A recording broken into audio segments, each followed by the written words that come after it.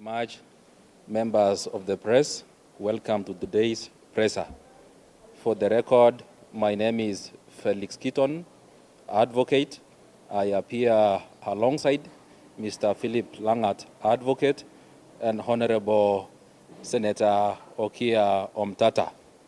This is just to update you that today in the morning, we have filed an habeas corpus application before the High Court seeking a myriad of orders that an order of habeas corpus do issue directing the Inspector General of Police and also the Director of Public Prosecutions to immediately produce the bodies of Gideon Kibet, Ronnie Kiblangat, Steve Kavingo Mbisi, Billy Mwangi, Peter Muteti, Bernard Kasavuli, Kelvin Mudhoni, at Kibra High Court on a day to be given by the High Court, or alternatively, the said person be forthwith released and set at liberty.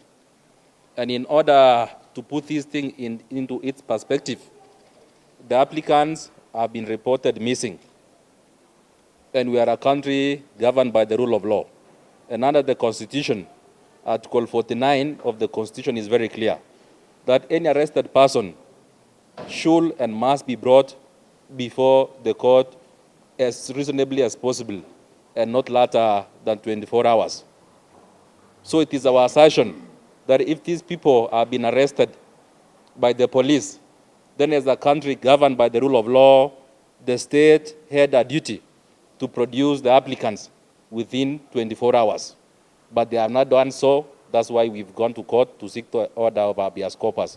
And in any way, even for argument's sake, if at all the applicants are not within the custody of the police, then still it is the duty of the state through the National Police Service and all the state agencies to ensure protection of its citizens.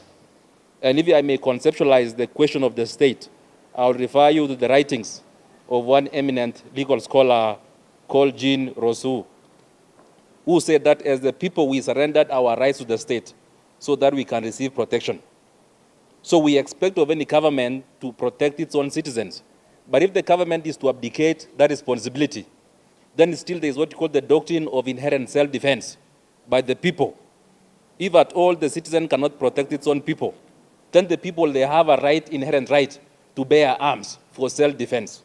And we believe if that in stage were to be arrived at, then it will invite in us to anarchy, which we do not wish. That's why we are saying that as a country governed by the rule of law, the Constitution is very clear that any arrested person should be brought forth within 24 hours. So we are demanding of the state, of the respondents, that is the Inspector General of Police and also the Director of Public Prosecutions, that they do produce the bodies of the applicants, whether alive or dead. Thank you. For the record, my name is Philip Langat. I am appearing alongside Felix Keaton for the applicants and also for Honorable Senator OKIYAH OMTATA. Yes, just to reiterate, the issue is that we have had abductions in the recent past, which abductions have hit the limelight.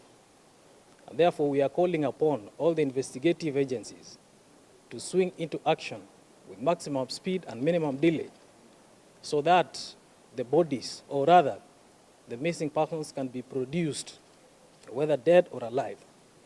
As you are aware, both the President and Right Honorable Prime Minister Raila Odinga cautioned all of us that abductions must stop.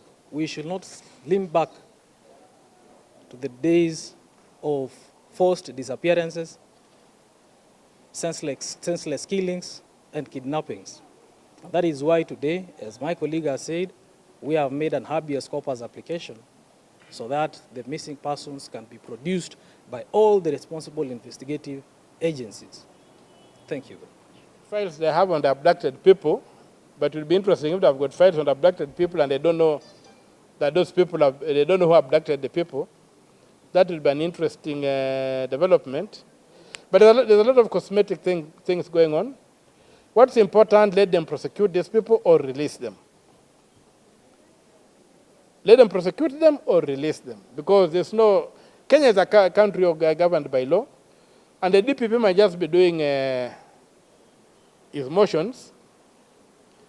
But before I get to the DPP, my focus is on the president and his two acolytes, the Inspector General of Police and the Director of Criminal Investigations.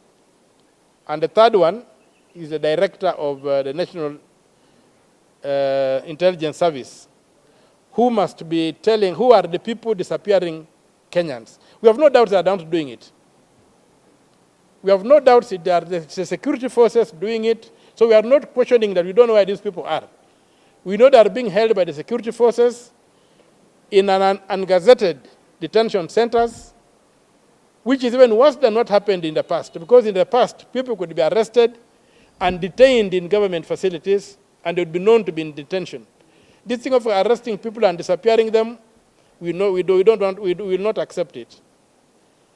We remember during the ICC trials, a lot of people were disappeared in this country. They have not been traced. And we hope that those tactics are not being revived, because we will not allow it to fly. For this time, the law is on our side, and we shall use the law to resist whatever anarchy the president and his ilk try to throw at us. Thank you.